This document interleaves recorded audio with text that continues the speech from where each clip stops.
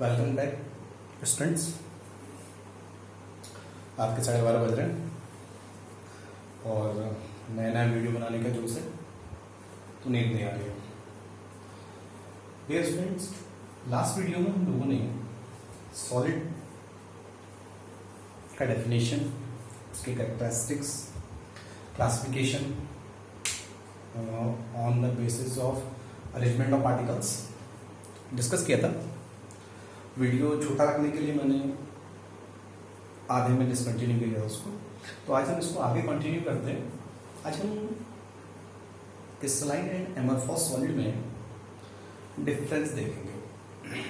Crystalline and एमरफॉस solid में difference देखेंगे। आप एमरफॉस सॉलिड के तो एग्जांपल भी दिमाग पर रखिए, रबर, ग्लास वगैरह।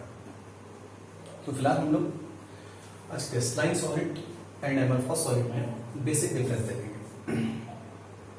तो जो मैं कुछ प्रॉपर से डिफरेंस निकाल के लाया हूँ, सारी बातें वैसे जो चीज़ पॉइंट इंपॉर्टेंट लगे, जो मुझे ऐसा लगा कि एक्सप्लेन करने लायक है, उन्हीं को मैं एक्सप्लेन कर रहा हूँ। बाकी आप लोग बुक से पढ़ लीजिएगा, अगर लगे कोई दिक्कत है all time call, all time message, हमेशा की तरह कॉल मिलेगी। तो बच्चों, सॉलिड स्टेट के अंदर हम लोग क्रिस्टलाइन सॉलिड के कैरेक्टरिस्टिक्स को वन बाय वन स्टडी करते हैं और उसके बेसिस पे आप लोग एमरफॉस सॉलिड को इससे डिफर कर सकेंगे, इससे डिफरेंस उसमें क्रिएट कर सकेंगे। तो वैसे सबसे पहले क्रिस्टलाइन सॉलिड क्या होता है आप लोगों को मालूम होना चाहिए। कंस्टिट्यूएंट पार्टिकल्स होते हैं और वो कंस्टिट्यूएंट पार्टिकल्स अगर एक पैटर्न को फॉलो करते हैं, लॉन्ग रेंज पैटर्न को फॉलो करते हैं, A B A B A B A B, आगे भी A B A B A B, 3D में इमेजिनेशन कीजिए। इस ए के left right top bottom front back all side से बी है और इस बी के फिर से left right top bottom front back B है।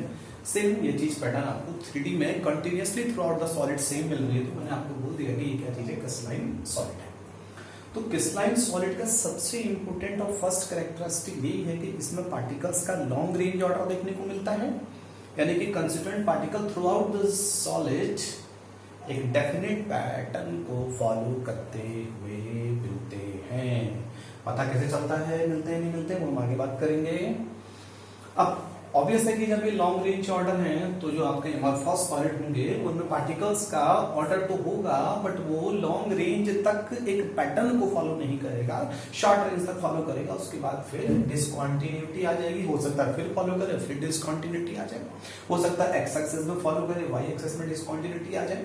तो डिसकंटिन्यूटी वहां पर आपको देखने को मिलेगी, regular arrangement in whole solid देखने को नहीं मिलेगा। द सेकेंड डिफरेंस है शार्प मेल्टिंग पॉइंट। यहां से हम लोगों को एक एक्सपेरिमेंटल फैक्ट देखने को मिलेगा। हम कह सकते हैं कि यहां से हम जज कर सकते हैं कि अंदर पार्टिकल रेगुलरली अरेंज है होल सॉलिड के अंदर या फिर नहीं है। यानी सिंपल बोलूं तो पार्टिकल देखने को तो मिलेंगे नहीं। अब मैंने कॉमन सॉल्ट को ऐसे देखा कि मुझे NaCl एक पैटर्न में दिखेंगे, नहीं दिखेंगे। क्या एल्यूमिनियम के अंदर Al पैटर्न में दिखेंगे, नहीं दिखेंगे। तो हम जज कैसे करते हैं कि कोई सॉलिड क्रिस्टलाइन सॉलिड है या कोई सॉलिड एमरफॉस सॉलिड है। तो उसका सबसे अच्छा जो हमारे पास एक्सपेरिमेंटल फैक्ट देखने को मिलेगा वो उनके मेल्टिंग पॉइंट से देखने को मिलेगा। अब मेल्टिंग पॉइंट से क्या मतलब है, सपोज कीजिए कि ये मेरा कोई सॉलिड है, सपोज कीजिए कि मेरा कोई सॉलिड है और मैं इसको हीट करना स्टार्ट करता हूं।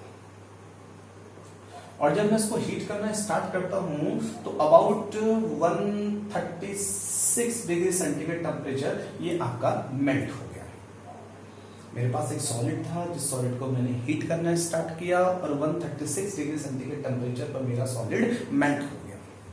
136 डिग्री सेल्सियस पर मेल्ट हो गया, 136.1 नहीं, 135.9 नहीं।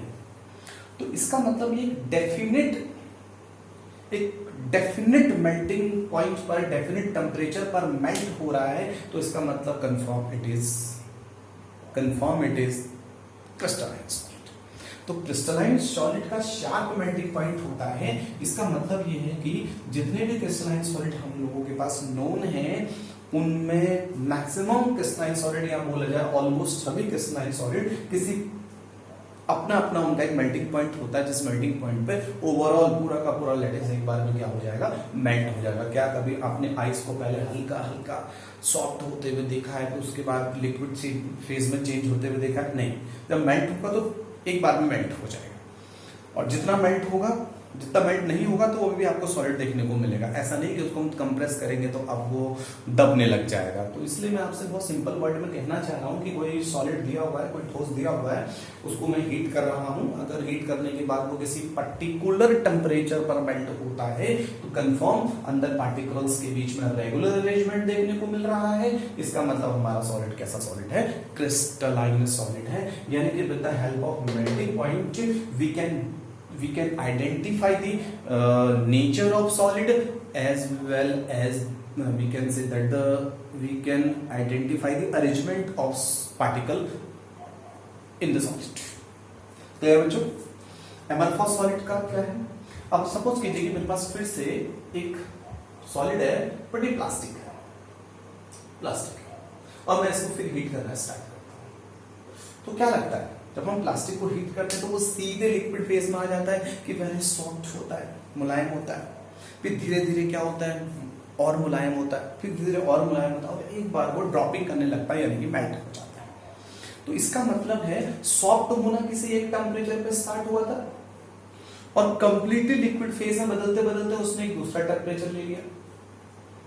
सॉफ्ट होना स्टार्ट हुआ था सपोज 136 डिग्री सेंटीग्रेड से, और 140 डिग्री सेंटीग्रेड पर आकर के वो मेल्ट हो गया, लिक्विड फेज में चेंज हो गया। तो क्या ये पर्टिकुलर टेम्परेचर पर मेल्ट हुआ है? नहीं, ये रेंज ऑफ टेम्परेचर पर मेल्ट हुआ है, और जो रेंज और टेम्परेचर पर मेल्ट होते हैं बच्चों, वो एमरफॉस सॉलिड होते हैं, स्यूडो सॉलिड होते हैं। यानी कि उनमें पार्टिकल्स के बीच का जो अरेंजमेंट है वो डिसऑर्डर है, बहुत छोटे रेंज तक ऑर्डर है। ओवरऑल सॉलिड के अंदर, थ्रूआउट सॉलिड के अंदर पैटर्न रेगुलर नहीं है। फिलहाल बात समझ में आ गई होगी। तो शार्प मेल्टिंग पॉइंट से हम क्रिस्टलाइन सॉलिड को जज करते हैं। रेंज ऑफ मेल्टिंग पॉइंट अगर कहीं पर आपको देखने को मिलता है तो वहां से फिर हम लोगों को एमरफॉस सॉलिड का कन्फर्मेशन हो जाता है। क्लियर बच्चों? डिसोसिएटेड इन डेफिनेट ज्योमेट्री। सपोज कीजिए कि मेरे पास कोई सॉलिड है, तो मैंने चाकू लिया और इसको काटने की कोशिश करें, तो ये जो सॉलिड है अगर मैं उसको चाकू से काटता हूं, और काटने के बाद ये मुझे तो प्रॉपर ज्योमेट्री वाले पार्ट्स में ब्रेक हो जाता है। काटने के बाद ये दो प्रॉपर ज्योमेट्री वाले पार्ट्स में ब्रेक हो जाता है, तो इसका मतलब जनरली है क्रिस्टलाइन सॉलिड है। इससे आप कंफर्मेशन नहीं करेंगे, लेकिन मेल्टिंग पॉइंट वाले से आप कंफर्मेशन कर सकते हैं। कुछ एक चीजें और आगे आ रही हैं। फिलहाल इतना है कि हमारे पास कोई सॉलिड है, उस सॉलिड पर हमने क्या किया, चाकू से उसको काटा, और जब चाकू से हमने उसको काटा तो हमने देखा कि वो दो डेफिनेट ज्योमेट्रिकल शेप में डिवाइड हो गया। तो अगर वो दो डेफिनेट ज्योमेट्रिकल शेप में डिवाइड हो रहा है तो इसका मतलब वो क्रिस्टलाइन सॉलिड है। अगर बाय द वे वो रफ सरफेस प्रोवाइड कर रहा है तो ऐसी सिचुएशन में वो क्या है, एमरफॉस सॉलिड है। अब क्लियर हो रही है बच्चों? आयरन रॉड ले लीजिए और उसको जो भी आपके लोहार वगैरह होते हैं वो काफी स्पीड से काट देते हैं, तो जो दो फेजेस बनते हैं वो बिल्कुल सेम ज्योमेट्री देते हैं, प्रॉपर ज्योमेट्री देते हैं, शार्प फेजेस बन करके आती है, शानदार फेजेस बन करके आती है। तो इसका मतलब हम कह सकते हैं कि आयरन एक क्रिस्टलाइन सॉलिड है। लेकिन अगर बाय द वे आप लकड़ी लेते हैं, उसको आप अपने हाथ से ब्रेक करते हैं, तो आपको क्या लग रहा है कि वो शार्प फेजेस देंगे, बहुत कम चांसेस है। तो इसका मतलब वो क्या चीज है, एमरफॉस सॉलिड है। तो क्रिस्टलाइन सॉलिड शार्प फेजेस में डिसोसिएटेड होते हैं, ब्रेक होते हैं, और एमरफॉस सॉलिड रफ फेजेस में डिसोसिएटेड होते हैं। क्लियर बच्चों? अच्छा, ये चीजें इजी चीजें हैं। थोड़ा आगे आप देखिएगा, N isotropy and isotropy.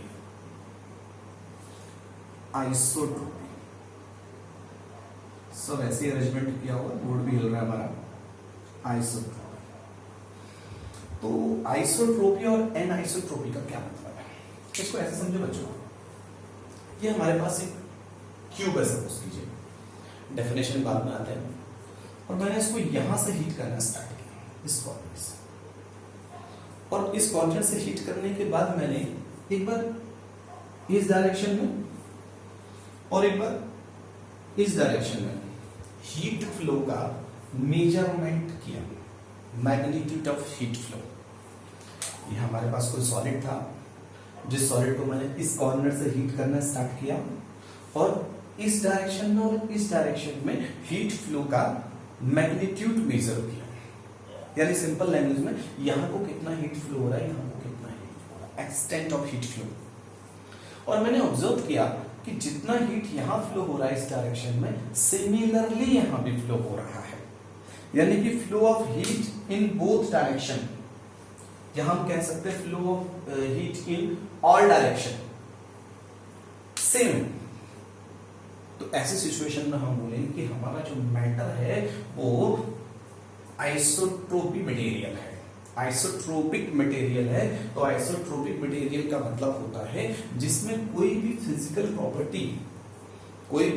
Property किसी भी डायरेक्शन में सेम मैग्नीट्यूड रिप्रेजेंट कर रही हो, जैसे कि करंट का फ्लो और डायरेक्शन में सेम आ रहा हो, रिफ्लेक्सिव इंडेक्स हर जगह पर सेम आ रहा हो, रिफ्लेक्टिव इंडेक्स, इसके अलावा आपका जो मेल्टिंग पॉइंट है जो हीट फ्लो है वो ऑल डायरेक्शन में सेम आ रहा हो। तो physical property in all direction, magnitude of physical property in all direction अगर सेम निकल करके आता है तो हम बोलेंगे ये आइसोट्रोपिक मटेरियल है। और इन केस अगर इस डायरेक्शन में हीट फ्लो इस डायरेक्शन में हीट फ्लो से अलग है या किसी भी एक डायरेक्शन में अदर डायरेक्शन से अलग है तो हम बोलेंगे कि हमारा मटेरियल एन आइसोट्रोपिक मटेरियल है। क्लियर बच्चों? तो आइसोट्रोपिक और एन आइसोट्रोपिक को डिफाइन करते हैं। तो आइसोट्रोपिक मटेरियल का मतलब होता है all kind of material in which the magnitude of physical property is similar in all direction, but anisotropic material का मतलब होता है those material, वे पदार्थ जिसको हम कहें in which different direction have different magnitude of physical property। तो anisotropic के अंदर समझ गए, आइसोट्रोपिक का मतलब भी आप समझ गए। अब ये आइसोट्रोपिक और एनाइसोट्रोपिक में से कौन सी चीज क्रिस्टलाइन होती है, कौन सी चीज एमरफॉस होती है, इसको हम एक्सप्लेन करते हैं। तो बच्चा क्या है, साइकोलॉजिकली यहाँ पर बच्चा हमेशा उल्टा समझता है, इसलिए इसको अपने तरीके से समझते हैं कि मैंने एक सॉलिड प्रिपेयर किया हुआ है, क्रिस्टलाइन सॉलिड आपको देखने को मिल रहा है। बोर्ड पर बनाना था तो बना लिया ए बी, अदरवाइज देखने से मालूम चलेगा नहीं कि पैटर्न कैसा है। मैंने आपसे कहा मेल्टिंग पॉइंट की हेल्प से आप जज करेंगे। तो ये हमारे पास एक सॉलिड है जो ए बी से कंसिस्ट है और मैंने एक इसका 2D व्यू बना रखा है। अब बच्चों क्या है, मैं इस डायरेक्शन में करंट फ्लो हीट फ्लो का मेजरमेंट करता हूँ और सपोज आप इस डायरेक्शन में करंट फ्लो हीट फ्लो का मेजरमेंट कर रहे हैं। अगर मैं इस डायरेक्शन में करंट फ्लो हीट फ्लो का मेजरमेंट कर रहा हूँ और आप इस डायरेक्शन में कर रहे हैं, तो यहाँ पर करंट को कैरी करने वाले पार्टिकल, हीट को कैरी करने वाले पार्टिकल, किसी भी फिजिकल प्रॉपर्टी को कैरी करने वाले पार्टिकल ए है, but in this direction A B है।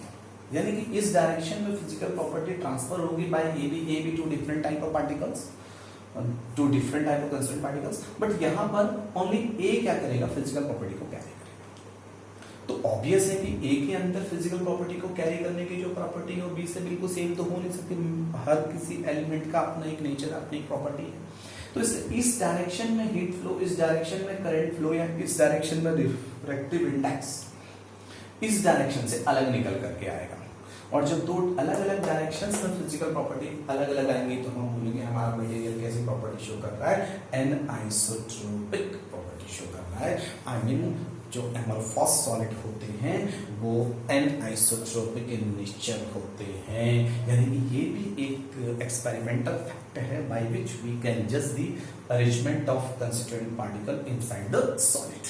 इससे भी हम इस बात का कंफर्मेशन कर सकते हैं कि हमारा सॉलिड क्रिस्टलाइन होगा, एमरफॉस होगा, यानी कि पार्टिकल्स रेगुलरली अरेंज होंगे या फिर डिसऑर्डर्ड होंगे। क्लियर बच्चों? तो एनाइसोट्रोपिक को मैं दोबारा से एक्सप्लेन करता हूँ। एनाइसोट्रोपिक का मतलब कोई भी फिजिकल प्रॉपर्टी किसी भी टू डिफरेंट डायरेक्शंस में, टू और मोर डिफरेंट डायरेक्शंस में डिफरेंट आएगी। और ये किसकी प्रॉपर्टी है? ये क्रिस्टलाइन सॉलिड की प्रॉपर्टी है, इसलिए इसको गलत मत समझिएगा। अब ये चीज हमें एनसीईआरटी में देखने को मिल जाती है और प्रॉपरली टीचर भी इस बात को समझा लेते हैं कि बट ऐसा जरूरी नहीं है कि कोई भी सॉलिड दो पार्टिकल से मिलकर बन रहा हो सकता है सॉलिड के फॉर्मेशन में दो से ज्यादा पार्टिकल हो या फिर एक ही टाइप का पार्टिकल हो, जैसे मेटेलिक सॉलिड होते हैं कॉपर कॉपर कॉपर कॉपर, तो उसमें तो हम ऐसा कह ही नहीं सकते कि यहाँ पर ए है, यहाँ पर ए बी, क्योंकि यहाँ पर भी उसमें सी यू होगा और यहाँ पर भी सी यू होगा। तो केवल arrangement of particle is not responsible for isotropic and anisotropic nature. अगर हम कहें कि पार्टिकल्स का अरेंजमेंट यहाँ पर सिमिलर है, यहाँ पर डिफरेंट है, इसलिए फिजिकल प्रॉपर्टी यहाँ अलग है, यहाँ अलग है, और ओनली यही एक रीजन हो सकता है, तो मेरी समझ सही गलत है। बिकॉज हमारे पास कई ऐसे सॉलिड होते हैं जो एक ही काइंड ऑफ पार्टिकल से बनते हैं। तो ऐसी सिचुएशन में मैंने एक और डायग्राम आपको दे रखा है, ये सारे के सारे स्फेरिकल पार्टिकल है 1 2 3 4, और इन दोनों के बीच से 1 2 3 4, फिर 1 2 3 4, इन दोनों के बीच से फिर 1 2 3 4। तो बच्चा एक पैटर्न आपको देखने को मिल रहा है, ये लाइन और ये लाइन मैच कर रही होगी, ये लाइन और ये लाइन मैच कर रही होगी, नहीं कर रही होगी तो इमेजिनेशन से समझ लीजिए। अब अच्छा एक बात बताइए मुझे, सपोज कीजिए कि मैं इस कॉर्नर से इस वाले पार्टिकल के बीच का डिस्टेंस चेक करता हूँ और आप इस वाले से इस वाले का डिस्टेंस को चेक कीजिए, क्या डिस्टेंस सेम आएगी? बिल्कुल नहीं आएगी। तो इसका मतलब इस डायरेक्शन में फ्लो करूंगा तो दो पार्टिकल के बीच का गैप अलग होगा, डिस्टेंस अलग होगा, और अगर मैं इस डायरेक्शन में फ्लो करूंगा तो दो पार्टिकल के बीच का डिफरेंस इस डिफरेंस से अलग होगा। यानी मैं क्या कहने की कोशिश कर रहा हूं कि अगर मेरा सॉलिड एक ही टाइप के पार्टिकल से कंसिस्ट है तो उस समय ये वाला कंसेप्ट तो काम करेगा नहीं, तो उस समय डिस्टेंस का कंसेप्ट काम करेगा। डिस्टेंस का कंसेप्ट काम करने का बहुत सिंपल सा मतलब समझ लीजिए आप लोग कि यहाँ पर जो डिस्टेंस है वो अलग है और यहाँ पर जो डिस्टेंस अलग है, तो करंट फ्लो, हीट फ्लो, जो भी फिजिकल प्रॉपर्टी में चेंजेस आएंगे वो ड्यू टू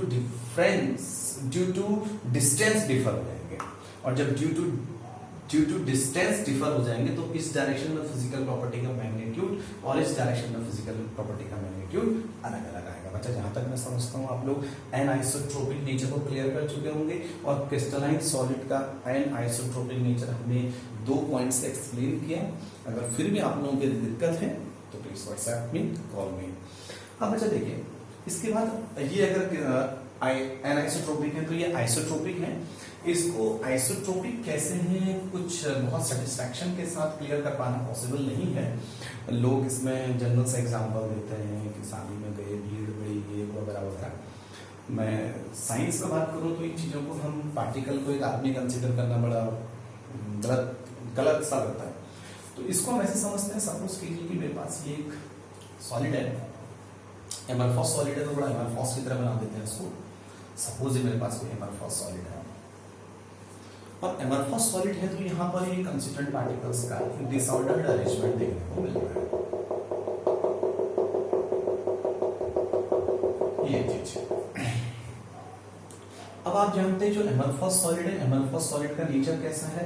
आइसोट्रोपिक नेचर है, यानी कि ऑल डायरेक्शन में फिजिकल प्रॉपर्टी सेम आ रही हैं। तो मे बी इसका रीजन ये रहता होगा कि अगर पाइप में हम इस डायरेक्शन में जाते हैं, इस डायरेक्शन में जाते हैं, इस डायरेक्शन में जाते हैं, तो रैंडम अरेंजमेंट की वजह से एक प्रोबेबिलिटी है, रैंडम अरेंजमेंट की वजह से एक प्रोबेबिलिटी हो सकती है, रैंडम अरेंजमेंट की वजह से एक प्रोबेबिलिटी हो सकती है कि जितने पार्टिकल इस डायरेक्शन में मिले उतने पार्टिकल इस डायरेक्शन में मिल जाए, बिकॉज बहुत ज्यादा रैंडम मिल रहा है। मैं आपसे पहले ही कह चुका हूं कि इसका एनाइसोट्रोपिक नेचर एक्सप्लेन करना बहुत इजी है, पर एमरफॉस सॉलिड का जो आइसोट्रोपिक कैरेक्टर है उसको समझाने के लिए अक्सर लोग व्यवहारिक बातें करना स्टार्ट करते थे। तो उससे हट करके मैं एक बस चांस की बात कर रहा हूँ आप लोगों से। अगर आपका सॉलिड डिसऑर्डर्ड अरेंजमेंट शो कर रहा है तो आप लोगों के पास एक चांस बन जाता है कि ऑल डायरेक्शन में पार्टिकल्स की जो प्रोबेबिलिटी है, ऑल डायरेक्शंस में पार्टिकल्स के मिलने की जो प्रोबेबिलिटी है, उनके डिस्टेंस के सेम होने की जो प्रोबेबिलिटी है वो काफी ज्यादा है। और इस वजह से डिस्टेंस में सिमिलरिटी, पार्टिकल्स के मिलने के नेचर में सिमिलरिटी की वजह से मे भी हो सकता है कि ये कैसे हो, आइसोट्रोपिक हो। फिलहाल यहाँ पर ये पॉइंट बहुत इंपॉर्टेंट है कि हम इस प्रॉपर्टी के बेसिस पर आइसोट्रोपिक और एनिसोट्रोपिक के बेसिस पर क्या कंफर्म कर सकते हैं कि which is crystalline and which is amorphous, which type of arrangement is present inside the solid. अब बेटा लास्ट हमारे पास जो मेरी डिफरेंस में है, फर्स्ट मैंने लॉन्ग रेंज ऑर्डर आपको एक्सप्लेन किया, शार्प मेल्टिंग पॉइंट, डिसोसिएशन कैसे होगा, डेफिनेट ज्योमेट्री में होगा कि रफ सरफेसेस में होगा, आइसोट्रोपिक, एनाइसोट्रोपिक। लास्ट हम लोग कूलिंग कर्व के बारे में बात करते हैं। एक कूलिंग कर्व के बारे में एनसीईआरटी में मैंने देखा, या हो सकता है दिमाग से निकल गया, आप लोग जरूर चेक करें, अगर दिया हो तो अच्छे से स्टडी कर लें, और नहीं दिया हो तो भी स्टडी करके क्या नुकसान हो रहा है। तो सबसे पहले तो कूलिंग कर्व है क्या?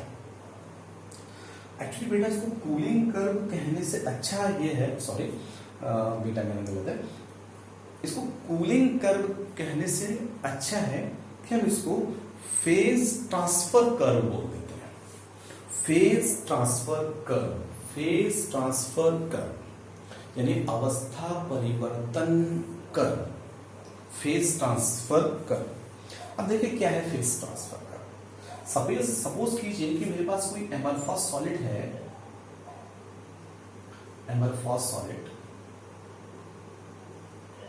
और इस एमरफॉस सॉलिड का मैंने लिक्विड स्टेट ले लिया है। समझिएगा बच्चा, कोई एमरफॉस सॉलिड मेरे पास है, एमरफॉस मटेरियल मेरे पास है, लिख देता हूं मैं, एमरफॉस सब्सटेंस है, और इस एमरफॉस सब्सटेंस का मैंने लिक्विड फेज ले लिया है।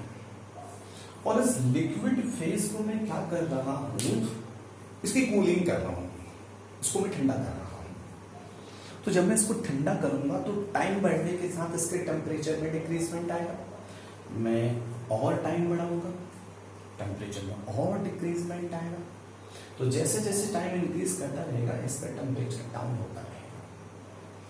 तो टाइम चेंज के साथ टेम्परेचर में जो चेंज आएगा, टाइम चेंज के साथ टेम्परेचर में जो चेंज आएगा, यह हम ऐसा कह सकते हैं टाइम वर्सेस टेम्परेचर जो कर्व हम प्लॉट करेंगे, इसी कर्व को यहां पर हम क्या कह रहे हैं, कूलिंग कर्व कह रहे हैं। सिंपल वर्ड में फिर से बोलता हूं, मेरे पास एमरफॉस मटेरियल था जिसका लिक्विड स्टेट मैंने लिया हुआ था, इसको मैं ठंडा कर रहा हूं, टेम्परेचर डाउन करूंगा, और टाइम इंक्रीज करने से इसके टेम्परेचर में सडन धीरे धीरे धीरे धीरे डिक्रीजमेंट आता रहेगा।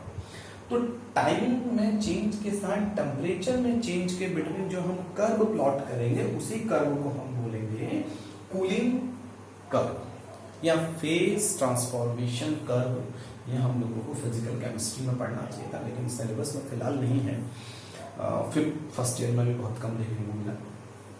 तो टाइम के साथ टेम्परेचर में जो चेंज है, अगर ये स्मूथली चेंज आ रहा है, टाइम वर्सेस टेम्परेचर जो ग्राफ आपको देखने को मिल रहा है, जिसको हम कूलिंग कर्व कह रहे हैं, ये स्मूथ ग्राफ आ रहा है, तो इसका मतलब है हमारा सॉलिड कैसा सॉलिड है, एमरफॉस सॉलिड है। समझ रहे हैं आप लोग? यानी हमने टेम्परेचर में हमने लिक्विड के टेम्परेचर को डाउन किया, जब लिक्विड को कूल करने लग गए तो टाइम इंक्रीजमेंट के साथ टेम्परेचर में डिक्रीजमेंट आया। तो टाइम का इंक्रीजमेंट, टेम्परेचर का डिक्रीजमेंट, टाइम का इंक्रीजमेंट, टेम्परेचर का डिक्रीजमेंट एक स्मूथ पाथ को फॉलो कर रहा है। तो हम बोलेंगे कि हमारा जो सॉलिड है वो कैसा सॉलिड है, एमरफॉस सॉलिड है। तो एमरफॉस सॉलिड का जो कूलिंग कर्व होता है वो ऐसा होता है। अब यहां पर अगर हम लोग क्रिस्टलाइन सॉलिड की बात करें, तो क्रिस्टलाइन सॉलिड में बड़ा इंटरेस्टिंग कर्व देखने को मिलता है। जब हम temperature versus time versus temperature के लिए यहाँ पर कर्व प्लॉट करते हैं, यानी यहाँ पर कूलिंग कर्व प्लॉट करते हैं, तो फिर से हम क्या करेंगे, एक क्रिस्टलाइन मटेरियल लेंगे, और इस क्रिस्टलाइन मटेरियल का कौन सा फॉर्म ले लेंगे, लिक्विड स्टेट ले लेंगे। फिर हम लिक्विड स्टेट का क्या करेंगे बच्चों, इसको कूलिंग स्टार्ट करेंगे। कूलिंग स्टार्ट करने के लिए हम क्या करेंगे, ऑब्वियस है कि टेम्परेचर डाउन करेंगे, और टाइम इंक्रीजमेंट के साथ इसका भी टेम्परेचर डाउन होगा। तो यहाँ पर हमें कर्व में क्या देखने को मिलता है कि जब हम टाइम इंक्रीज करते हैं तो टेम्परेचर डाउन जाता है, टाइम इंक्रीज करते हैं टेम्परेचर डाउन जाता है, और एक पॉइंट के बाद टेम्परेचर में चेंज होना बंद हो जाता है। एक टाइम के बाद टेम्परेचर में चेंज होना बंद हो जाता है। तो ये ऐसा पॉइंट है जिस पॉइंट में अब टेम्परेचर यहाँ पर चेंज शो नहीं कर रहा है। पॉइंट बी, ए से बी के बीच में जो लिक्विड स्टेट है, ए से बी के बीच में लिक्विड स्टेट है, यहाँ पर टाइम के साथ टेम्परेचर डाउन कर रहा है। बी पॉइंट से लेकर के सी पॉइंट तक आप देख रहे हैं, यानी कि इस टाइम ड्यूरेशन में आप देख रहे हैं, सपोज इसको मैं T1 इसको मैं T2 लेता हूं, तो T1 और T2 टाइम के बीच में जो हमारा टेम्परेचर है वो कांस्टेंट देखने को मिलेगा। तो अगर ऐसा कर्व कहीं आपको देखने को मिलता है, ऐसा कूलिंग कर्व आपको देखने को मिलता है, तो ये किसकी प्रॉपर्टी है? ये प्रॉपर्टी है आपकी क्रिस्टलाइन सॉलिड। इसको थोड़ा सा और समझते हैं। T1 जो टाइम है, इस पे हमारा जो टेम्परेचर है, इस पे हमारा जो टेम्परेचर है उसको हम बोलेंगे फ्रीजिंग पॉइंट। यहां से मेरा लिक्विड फ्रीज होना स्टार्ट हो चुका है, यहां से मेरा लिक्विड फ्रीज होना स्टार्ट हो चुका है, और जो सी है यहां पर वो कंप्लीटली क्रिस्टल्स में ट्रांसफर हो चुका है। यहां पर उसने क्रिस्टल्स फॉर्मेशन सॉलिडिफिकेशन स्टार्ट किया है, यहां पर वो कंप्लीटली सॉलिड में ट्रांसफर हो चुका है। अगर मैं ग्राफ को ऐसे निकाल करके लेके आऊं, यानी टेम्परेचर की वैल्यू को बढ़ाता हुआ दिखाई दूं, तो सी के बाद कौन सा स्टेट, डी के बाद कौन सा स्टेट आएगा? सी, और यहां पर हम इसको बोलेंगे मेल्टिंग पॉइंट। Melting point. तो इसका मतलब है कि इसका जो फ्रीजिंग पॉइंट है वही इसका मेल्टिंग पॉइंट है। देखिए आप लोग, टेम्परेचर तो चेंज हो ही नहीं रहा है, जो इसका फ्रीजिंग पॉइंट है वही इसका क्या है? Melting point. बात क्लियर हो रही है? यानी कि सॉलिड जिस टेम्परेचर पर मेल्ट हो रहा है उसी टेम्परेचर पर यहाँ पे क्या हो रहा है? फ्रीज हो रहा है। जैसे कि आइस का केस आपने देखा होगा, यानी कि इक्विलिब्रियम के स्टेट में एडजस्ट कर रहा है। तो बेटा एक बार मैं कूलिंग कर्व को फिर से आपको एक्सप्लेन कर देता हूँ। टाइम वर्सेस टेम्परेचर जो आप ग्राफ प्लॉट करते हैं, इसी को हम क्या बोलते हैं? कूलिंग कर्व बोलते हैं। क्रिस्टलाइन सॉलिड के लिए कूलिंग कर्व में एक रेंज ऑफ टाइम के अंदर टेम्परेचर चेंज नहीं होता है, और वो ही टाइम सॉलिडिफिकेशन का टाइम होता है। अगर वो टाइम प्रॉपर रहेगा, अच्छा खासा रहेगा, तो सॉलिड बहुत अच्छा क्रिस्टल्स जनरेट करेगा, उसके अंदर डिसऑर्डर्ड होने की प्रॉपर्टी बहुत कम रहेगी। लेकिन अगर हम यहाँ पर सडन टेम्परेचर डाउन करके बहुत जल्दी क्रिस्टल्स फॉर्मेशन करें, तो हो सकता है कि अंदर कहीं कहीं पर आगे बढ़ेंगे हम लोग, वैकेंसी क्रिएट हो जाए, या फिर जो भी इम्परफेक्शंस आ जाए, जो भी डिफेक्ट आ जाए, उसका एक रीजन ये भी हो सकता है। तो इसको आप समझ गए बच्चा? कूलिंग कर्व क्या है? कूलिंग कर्व क्रिस्टलाइन सॉलिड के लिए इस टाइप का कर्व है, और एमरफॉस सॉलिड के लिए इस टाइप का कर्व है। एमरफॉस सॉलिड के लिए स्मूथ चेंज है with time in temperature, but crystalline solid के लिए एक टाइम इंटरवल में टेम्परेचर का वैल्यू चेंज नहीं होगा, और यही टाइम इंटरवल में हमारा लिक्विड सॉलिड फॉर्म में ट्रांसफर होगा। तो फिलहाल बच्चा आज के लिए इतना ही रखते हैं, बहुत टाइम हो चुका है। अगर चीज़ें क्लियर नहीं हो रही तो आप बताइएगा मुझे इस नंबर पर कॉल करके 9719999743। मैं भी फर्स्ट वीडियो बना रहा हूँ, तो आज थोड़ा बहुत गलतियाँ हो सकती हैं। Okay, bye bye, take care.